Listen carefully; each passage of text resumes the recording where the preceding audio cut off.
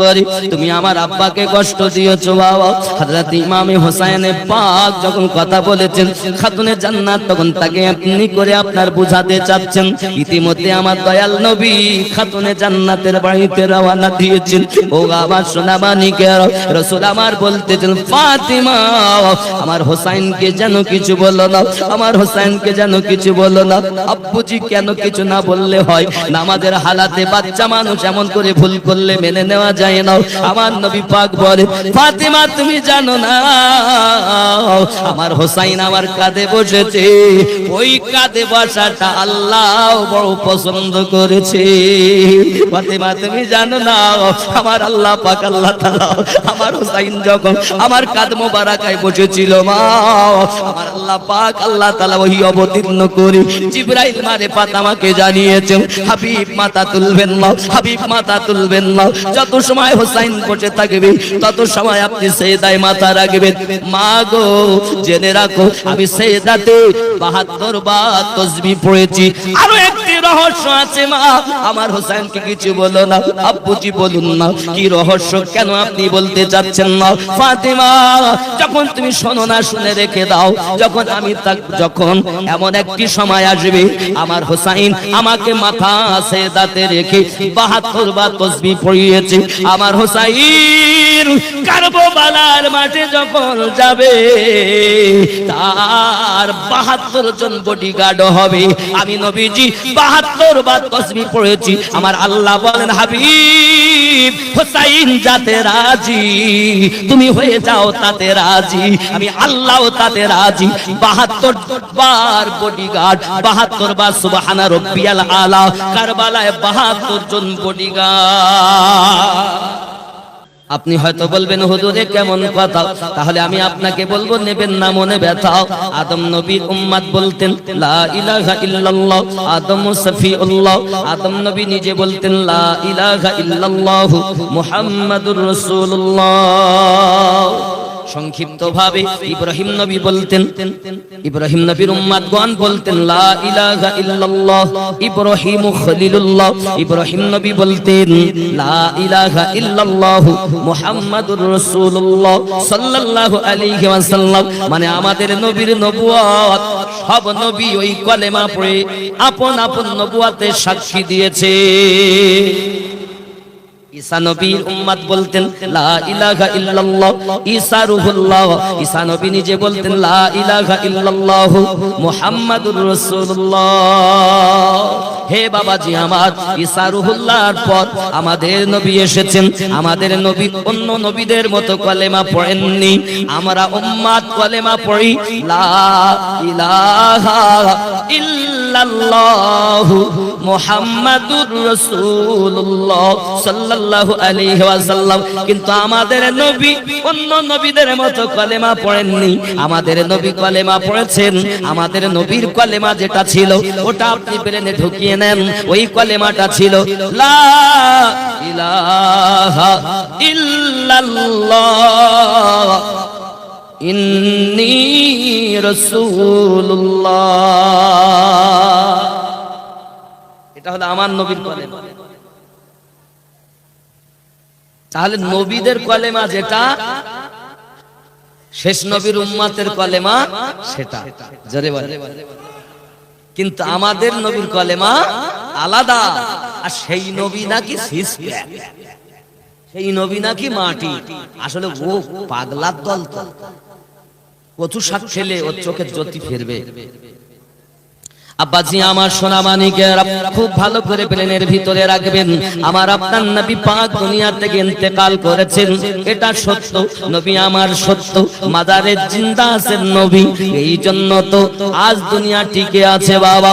নবীওয়ালা যারা হবে আমার নবীজিকে তারা দেখতে পাবে। জোরে বলুন আব্বা আমার।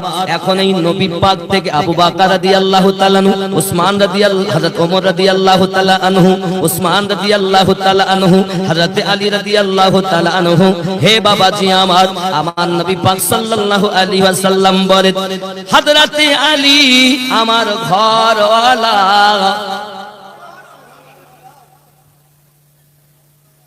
আপনাকে বুঝাই আব্বাজি আমার বেলায়াতের সরদার যিনি, তার নাম হলো হযরত আলী।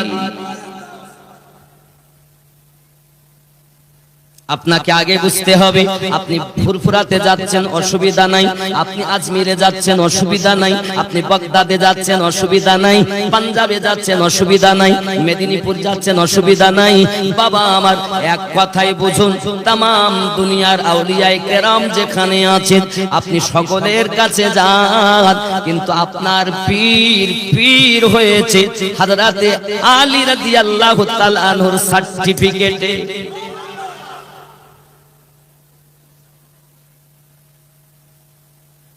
আলী পাকের কাছে যদি না যায় ওলি হওয়া যাবে না। আব্বা আমার সোনা মানিক, আলীওয়ালা যারা আসল আল্লাহর আউলিয়া বান্দা হলো তারা। যুবক আমার অবশ্যই পীর মানুষ, চলুন আপনাদেরকে আমি পীর বোঝানোর জন্য একটু আপনার পিছনে যাব। আচ্ছা, আপনাদের এই আটকিনা গ্রামে মসজিদ আছে না? মসজিদে ইমাম আছে তো? আছে না? ইমাম মানে কি জানেন? নেতা।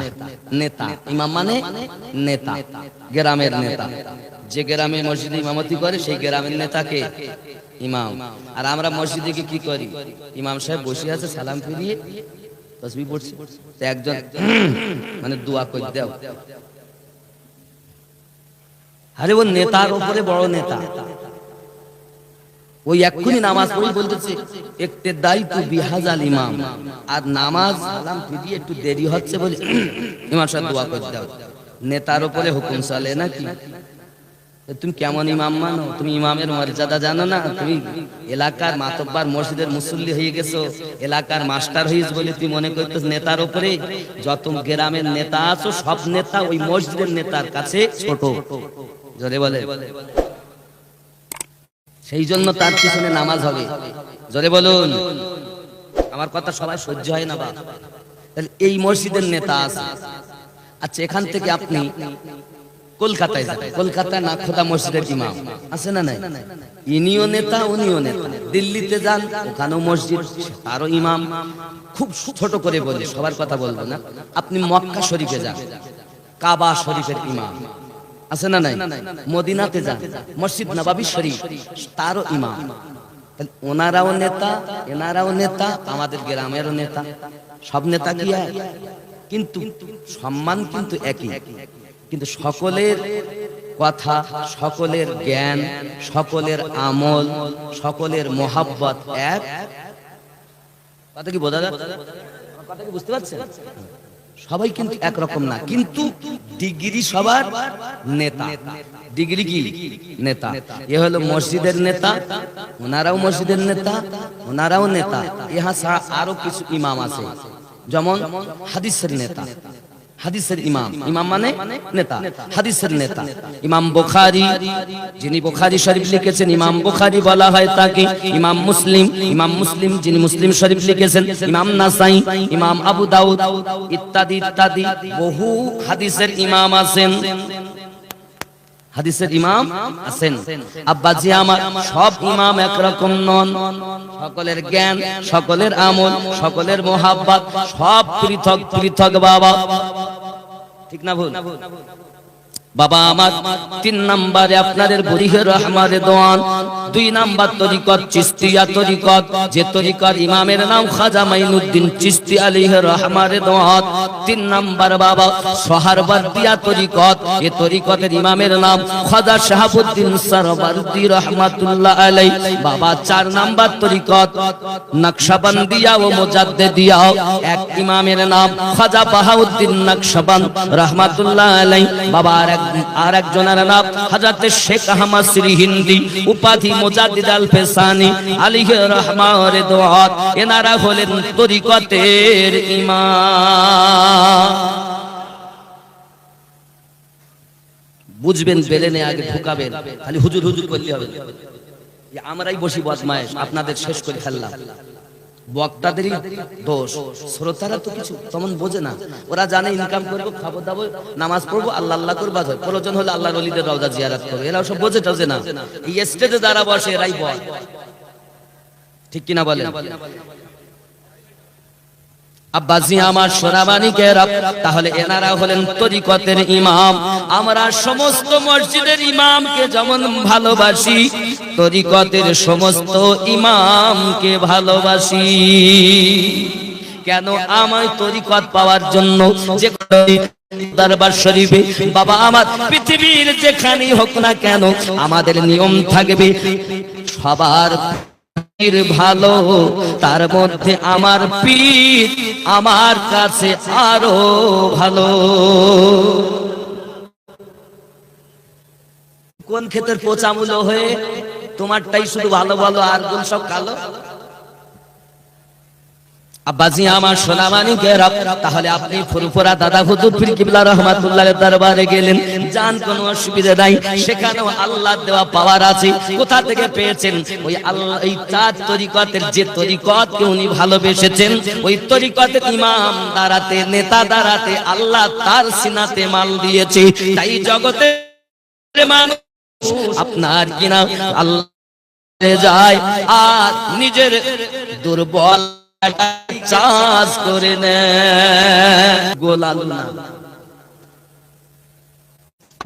আমার সোনামানি খুব ভালো করে বুঝবেন। তাহলে এনারা হলেন আপনার তরিকার ইমাম। কিসের ইমাম? তরিকতের ইমাম। আসুন ইসলামের বিশ্লেষণ করে হাদিস ও আয়াতে, একটা আয়াত আপনি পড়লেন বিসমিল্লাহির রহমানির রহিম, মনে করুন এই আয়াতে কটা মশলা বেরোলো, এই আয়াতে কটা আপনার কিনা ফতোয়া বাড়ালো, কাছে সঠিক করে বোঝানোর জন্য বাবাজি আমার যেসব ইমাম এসেছেন ওনারা হলেন মুযহাব প্রাপ্ত, তাদেরকে বলা হয় মুযহাবের ইমাম। একটি মুযহাবের নাম হানাফি মুযহাব, আর একটি নাম শাফি মুযহাব, আর একটি নাম বাবা আমার হাম্বলি মুযহাব, আর একটি নাম বাবা আমার বলা হয় মালিকি মুযহাব। এই চার মুযহাবের ইমাম। আমরা যে মুযহাবটা মানি ওটা হলো হানাফি মুযহাব। এনারা হলেন মুযহাবের ইমাম। মসজিদের ইমাম আলাদা, হাদিসের ইমাম আলাদা, তরিকতের ইমাম আলাদা, মুযহাবের ইমাম যদি বলেন মুযহাবের ইমাম আলাদা। কিন্তু বাবাজি আমার সকলের জ্ঞান, সকলের আমল, সকলের বুঝ শক্তি একরকম নয়। যে যেমন ভাবে আল্লাহর ইবাদত করে আমার নবীকে ভালোবেসেছেন, তার সিনাতে তেমন মাল এসেছে। কারণ সিনাতে মাল দেওয়ার জন্য দিয়েছে রহমত হলো খোদার ওসিলা নবী মুস্তাফা। এবার আসুন এই যে ইমামগুলোর কথা বললাম, এই ইমামগুলো হলো আব্বা আমার, তিনি হোক না মুযহাবে, তিনি হোক না কেন তরিকতের, হোক না কেন হাদিসের, হোক না কেন মসজিদের যে ইমাম। এবার যে ইমামগুলোর কথা বলবো, এই ইমামগুলোকে যদি সে অনুসরণ করে বুঝতে হবে ওই নেতা সঠিক নেতা, ওই ইমাম সঠিক ইমাম। আর যদি এই 12 ইমাম না মানে ওই ইমাম সঠিক ইমাম নয়। ভালো করে বুঝবেন কথাগুলো। আমি আমিনুদ্দিন দালালি বলছি না, প্রত্যেকটার পিছনে এত দলিল লুকায়িত আছে যে আপনাকে কবর দিতে এক ফোঁটা মাটি দেব না, দলিল দিয়ে ইনশাআল্লাহ কবর দেব। কথা কি বুঝতেছেন? আমার কথা কি বুঝতেছেন? আমি কি ফুরফুরা হুজুরদের বিরুদ্ধে কথা বললাম? আমি কি মেদিনীপুর হুজুরের বিরুদ্ধে কথা বললাম? আমি কি খাজা পিয়ার বিরুদ্ধে কথা বললাম? আমি কি খাজাতে বড় পীর সাহেব হুজুরের বিরুদ্ধে কথা বললাম? তাহলে আমরা তো সব ওলি আল্লাহকে মানি। তোমার মধ্যে এরকম হিংসা কেন? যারা খাজা পিয়ার পাগল দেখতে পারে না, তার মানে বুঝতে ওর মনের ভেতরে এখনো প্লাস্টিক মার্কা হয়ে রয়েছে, ও অরিজিনাল হতে পারেনি। এই বুঝতেছেন আব্বাজি আমার সোনা মানিক? তাহলে 12 ইমাম, কয় ইমাম বললাম? এই 12 ইমামের সাদকাতে নবী পাক থেকে মাল আসবে। জোরে বলুন, নোট করুন। 1 নাম্বার ইমামের নাম হযরত আলী রাদিয়াল্লাহু তাআলা আনহু, 2 নাম্বার ইমামের নাম হাসান পাক রাদিয়াল্লাহু তাআলা আনহু, 3 নাম্বার ইমামের নাম হুসাইন পাক রাদিয়াল্লাহু তাআলা আনহু, 4 নাম্বার ইমামের নাম হযরত যায়নুল আবেদিন রাদিয়াল্লাহু তাআলা আনহু, 5 নাম্বার ইমামের নাম ইমাম বাকার রাদিয়াল্লাহু তাআলা আনহু, 6 নাম্বার ইমামের নাম ইমাম জাফর সাদিক রাদিয়াল্লাহু তাআলা আনহু, 7 নাম্বার ইমামের নাম ইমাম মুহাম্মদ কাজিম রাদিয়াল্লাহু তাআলা আনহু, 8 নাম্বার ইমামের নাম ইমাম আলী রাজা রাদিয়াল্লাহু তাআলা আনহু। 9 নাম্বার ইমামের নাম ইমাম নাকি আলী রাদিয়াল্লাহু তাআলা আনহু। 10 নাম্বার ইমামের নাম ইমাম আপনার কিনা তাকি আলী রাদিয়াল্লাহু তাআলা আনহু। একজন হলেন নাকি আলী আর একজন হলেন তাকি আলী। 9 আর 10 11 নাম্বার ইমামের নাম হলো আপনার ইমাম হাসান আসকারি। আর 12 নাম্বার ইমামের নাম ইমাম মেহেদী। যে ইমাম মেহেদী আলাইহিস সালাম ও রাদিয়াল্লাহু তাআলা আলাইহিম আজমাইন এখনো জগতের বুকে আসেননি। এই 12 ইমামের অনুসারী যদি আপনার মসজিদের ইমাম হয়, ওই ইমামের পিছনে ইক্তেদা করা ঠিক হবে। ওই ইমাম যদি হাদিসের ইমাম হয়, তাকে ইমাম বলে মানা যাবে। ওই ইমাম যদি তরিকতের হয়, সে যদি ওই 12 ইমাম অনুসারী হয়, সে অবশ্যই আল্লাহর ওলি হবে। হে বাবাজি আমার, ওই ইমাম যদি মুযহাবের হয়, সে যদি ওই 12 ইমাম অনুসারী হয়, ওই ইমাম সঠিক বলে মেনে নিতে হবে। হে বাবাজি আমার, তাই তো একদা ইমাম শাফি বলেছিলেন, আমি আলী পাককে মানার জন্য কেউ যদি আমাকে শিয়া বলে, আমি ইমাম শাফি শিয়া। পৃথিবীর জমিনে সব থেকে বড় মুসলমানদের মধ্যে ফিতনা বাবা, যখন নবী পাকের কথা বলা হয় কোনো অসুবিধা হয় না। যখন আপনার সিদ্দিক আকবরের কথা রাদিয়াল্লাহু তাআলার কথা বলা হয় কোনো অসুবিধা হয় না। ফারুক আযম হুজুরের কথা বলা হয় কোনো অসুবিধা হয় না। উসমান জিন নুরাইন রাদিয়াল্লাহু তাআলার কথা বলা হয় কোনো অসুবিধা হয় না। মাওলা পাকের কথা বললেই গাজালা করে। বুঝে নিতে হবে বাবা, আমার নবী পাক বলেছেন আনা মাদিনাতুল ইলমু ওয়া আলিউন বাবুহা, আমি নবী হলাম ইলমের শহর, আলী হলো তার দরওয়াজা। আমরা নবীকে জ্ঞানের শহর মনে করি, আলীকে দরজা মনে করি। আলীকে কখনো নবী বলি না আর নবীকে কখনো আলী বলি না। আলী যে দুনিয়াতে পাওয়ার পেয়েছেন আমার নবীর কদমের বরকতে। পাকের কথা আব্বা আমার সোনা মানিক, দেখবেন কিছু মৌলবীরা সুন্নি বলে দাবি করে, বলে আমরা আহলে সুন্নাত ওয়াল জামাতের মানুষ।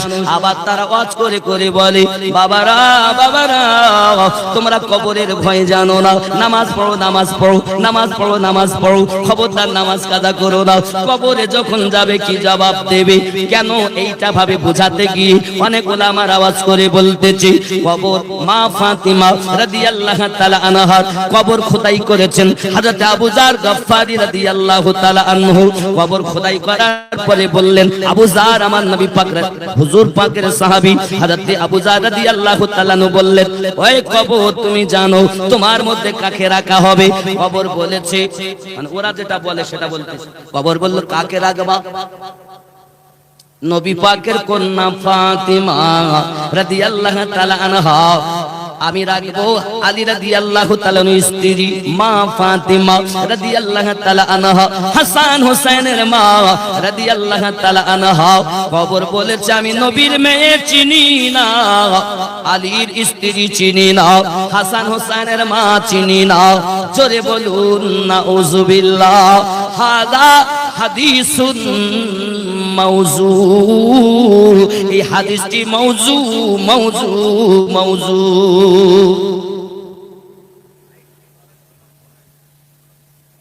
তোমার জানা উচিত অনেক কথা ছিল, তুমি সেসব ভয় দেখানো কথা বললে না বাবা।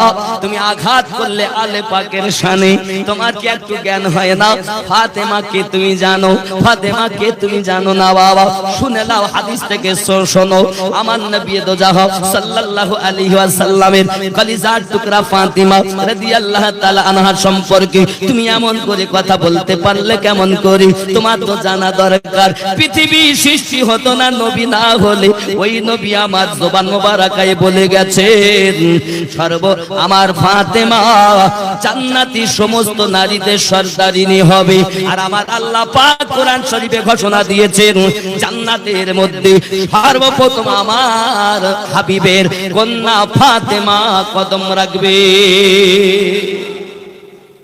যার সম্পর্কে আল্লাহ কথা বলেন, যার সম্পর্কে রাসূল কথা বলেন, তার সম্পর্কে তোমার বলতে বুক কাঁপলো না? তুমি সুন্নি আলে পাককে ভালোবাসে না বলে বলে। ঠিক কিনা বলেন? আব্বাজি আমার খুব ভালো করে বুঝবেন, আমি আপনাদের বুঝাতে চাচ্ছি বাবা, সঠিক বুঝুন। আপনি আমরা যখন আমাদের পীরের কথা বলি, সেই পীর ফুরফুরা শরীফের যদি হয়, আমরা জানি তারা আল্লাহর ওলি, তারা কবরে আল্লাহ তাদের ক্ষমতা দিয়েছেন। ফুরফুরার মাটিতে গেলে ওই আল্লাহর ওলির দরবারে লাভ হয়। ঠিক কিনা বলেন? তাহলে ফুরফুরা হুজুর মাজারে কি মরা না জীবিত? কথা বলেন।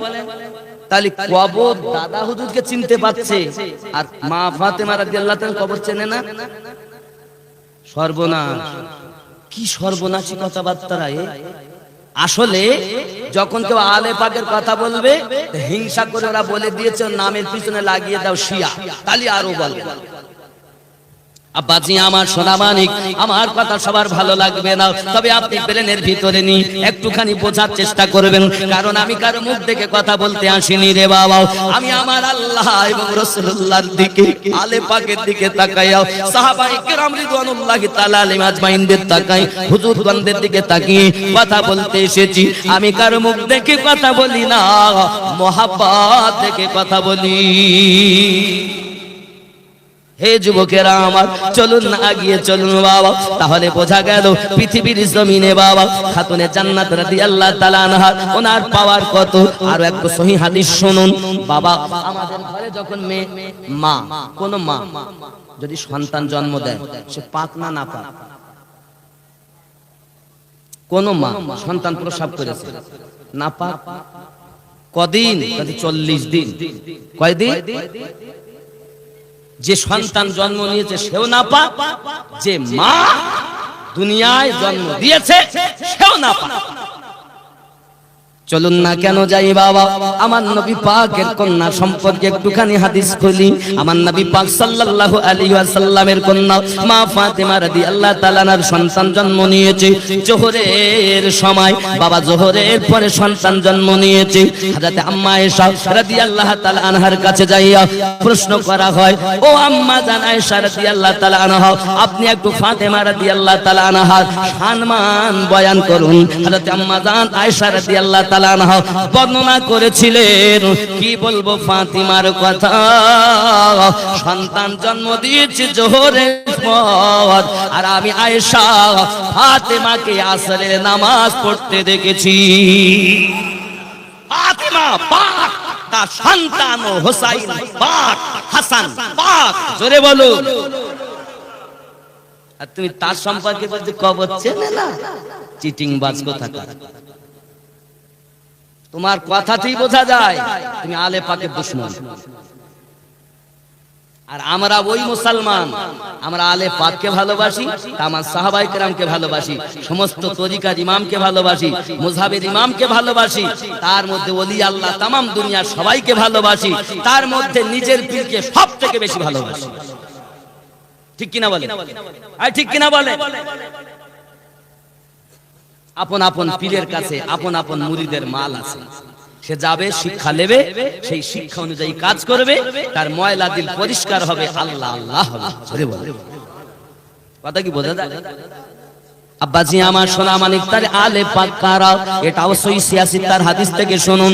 একদিন হযরত আম্মা আয়েশা রাদিয়াল্লাহু তাআলা না বর্ণনা করেন, আমার দরুদি নবী সাল্লাল্লাহু আলাইহি ওয়াসাল্লাম একদা ঘর মোবারকা থেকে বার হয়ে এসেছেন, গায়ে একটা কালো কম্বল মোবারকা আছে, ওই কালো কম্বল মোবারকা আমার দরুদি নবী পাকের দেহ মোবারকায় হঠাৎ করে আইনা জাল হাসান পাক এসে গেলেন, নবী পাক কম্বলের ভিতরে ঢুকিয়ে নিলেন। ইতিমধ্যে হোসেন পাক এলেন, নবী তাকেও ঢুকিয়ে নিলেন।